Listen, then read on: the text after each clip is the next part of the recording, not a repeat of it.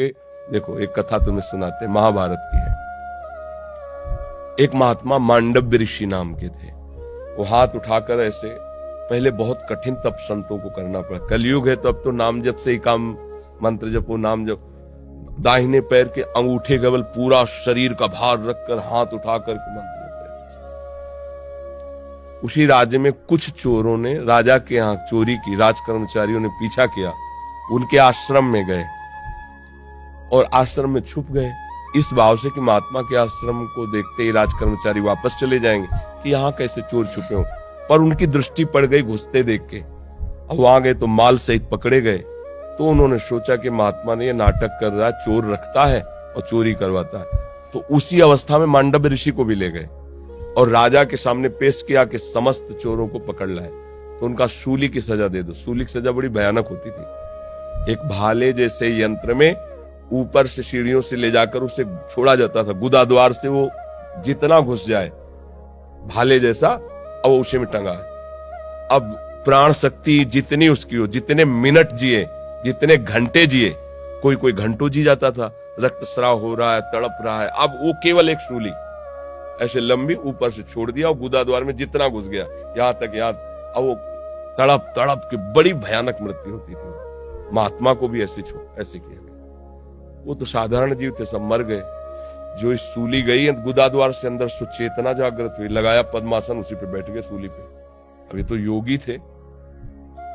अब वहां बधशाला में तब जाया जाता है जब दूसरा कोई राजा है तो 2-4 रोज तो हो ही जाते थे अपराधी, तो दूसरे दिन उतारने गए तो वो तो सब मरे थे और ये पद्मासन में बैठे थे। भाग के गए राजा से, बताया। राजा ने कहा ये तो बड़ा अपराध बन गया, कोई ऋषि आ गया, तुमने वे क्यों नहीं बताया ऋषि।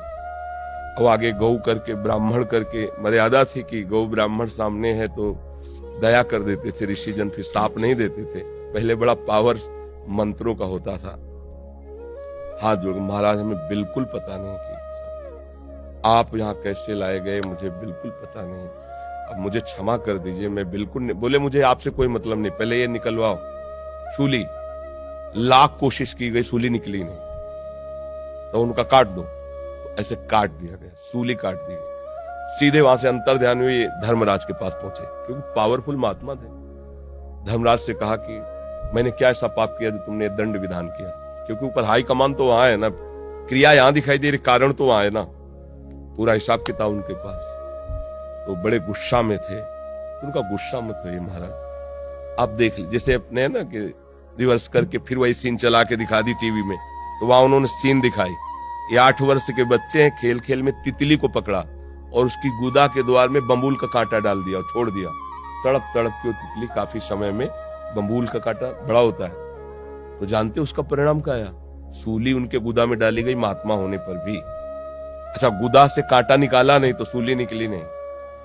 ये केवल मुंह जबानी कथा नहीं, महाभारत में भगवान व्यास देव जी ने इसको लिखा है। तो उनका नाम हुआ अणिमांडव्य।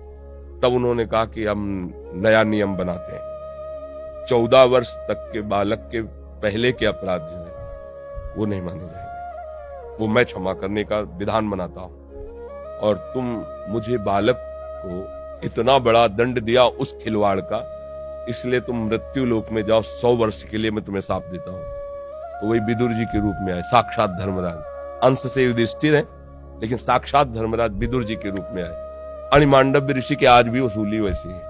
अब आप सोचो, एक महात्मा इतना बड़ा पावरफुल जो न्यायाधीश को भी मृत्यु लोक में भेज दिया दंड देके, उसकी सूली नहीं निकली, तो आप काकरोच को या किसी जीव को, मुझे लगता है कि हिसाब है, तो बचो, ऐसे कर्म मत करो जिससे पाप हो।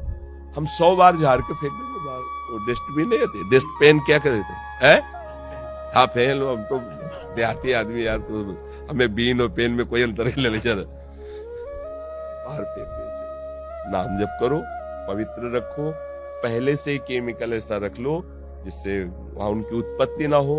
आप देख के डालोगे कि ये, अब वो सीधा हत्या है, वो आपको अपराध